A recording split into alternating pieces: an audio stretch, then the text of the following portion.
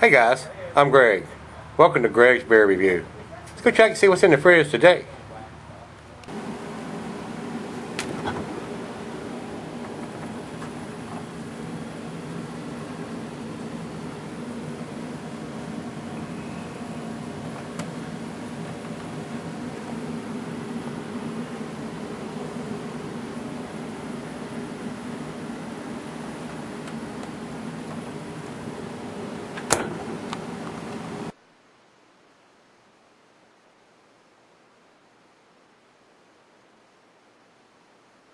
Alright guys, thanks for stopping by Greg's Beer Reviews today. Today's beer should be a treat. This is, and I'm going to butcher this up because I don't have any French in me as far as I know. This is Trois Pistoles, or Trois Pistoles, Troispistoles. So this is a beer, another beer from Unibroue. This is their Belgian Strong Dark Ale coming in at 9% ABV.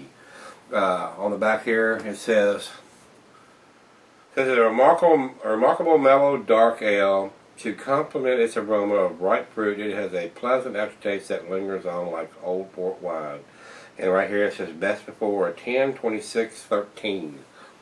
So this is still good for several more years on. So, and even after that, I would say at 9%, it's gonna last for a while. They just want you to enjoy it by then. So, year-round serving from these guys up in Canada.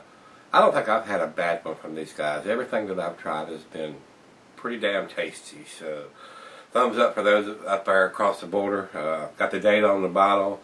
I'm not a big cork fan, but I understand some of the higher fermented beers need to have the cage and everything because the caps would pop off of them more than likely.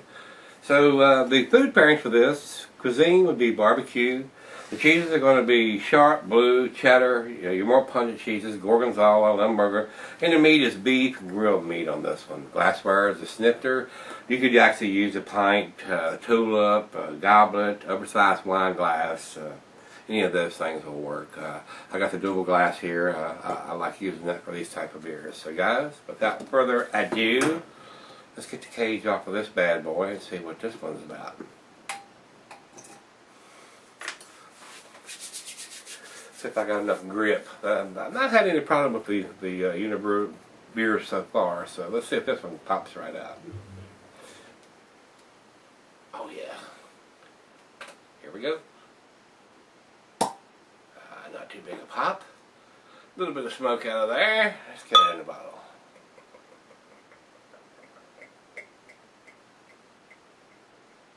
This is bottle fermented too. It says so right on the label, so it's going to be a little clearer here on the original pour than the bottom of the bottle is going to run out. So, that being said, let's get this over into the light. And it is very, very dark. I don't see any light coming through the beer whatsoever. It's not black, but it is like a, I don't know, it's like it's a mix between a brown and a black. But it is definitely not letting any light through. I don't see any light around the edges. Maybe just a faint hint around the outside edge, which will be a brown instead of a ruby red.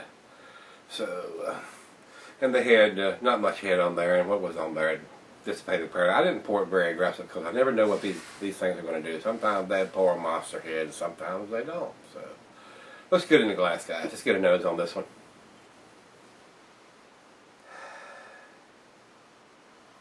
Wow, it smells good. A lot of dark fruit,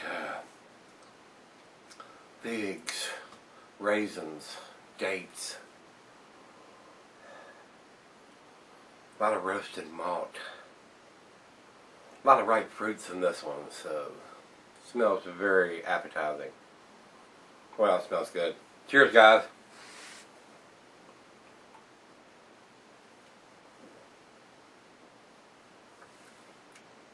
Wow. Bing, bing, bing, ring that bell. That is delicious.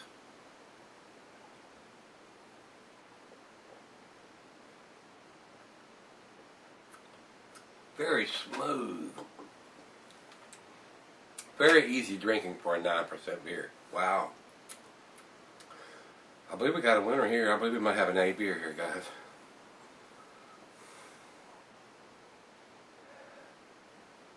It's definitely an A beer. That is so tasty.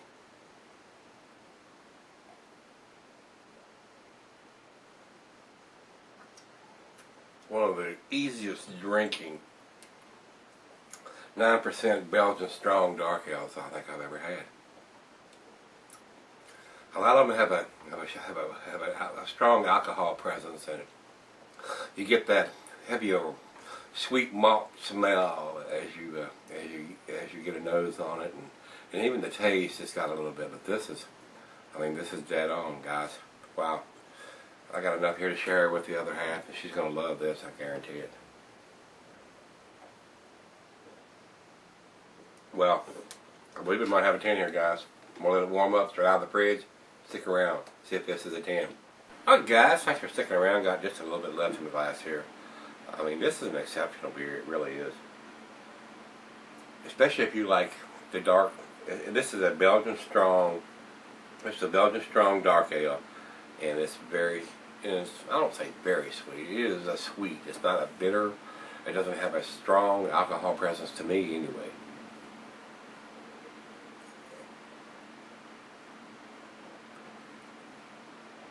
Very, very easy drinking. I mean, it's almost to me to the point where it's like, it's not a beer. You're drinking something that's not a beer. Wow. This is pretty impressive to me. Final chug.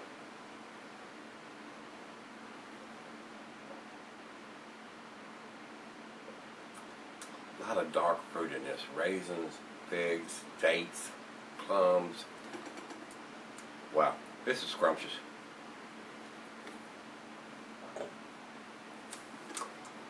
Ah, yes. This is a 10. This is an A+. I'm pretty impressed with this brewery. Other than having a cork bottle, which I'm not a big fan of, but I understand why some of them do it to keep the caps from flying off of it, and they got a cage on it to make sure that doesn't happen. And it's got the date on the bottom. I'm impressed. This is a 10. Guys, if you've had this, let me know what you think. I mean, it doesn't get a whole lot better than that, especially for the style of beer it is to me. I mean, it's exceptional. And now that the condensation has gone off of it, it's actually, I can see a digitized code here on the bottle, although it has it on the label, but it also has a code imprinted here on the bottle, but you cannot see that when it's cold and you get it out of the fridge or pull it out of the cooler at your store. I mean, you can't see that. You really can't. So, guys, I'm rambling on. Rate Beer has this 100. I'm pretty impressed too. That was an overall 99 in the style. Beer Advocate has this an A-. I'm not sure I agree with the A- on this one. This is pretty impressive beer. I enjoyed it thoroughly. I am going to look when I go back up there, and I know they have some more of this, and I'm going to probably pick up another bottle, or maybe even 2, and put it away and see what this tastes like in a year or 2 or 3. Pretty impressed. So, guys, as always, rate, comment, subscribe, and go back tomorrow. We're going to look in the fridge and see what we're going to find in there. I hope it's just as good as this one. It's pretty damn impressive here. Cheers, everybody.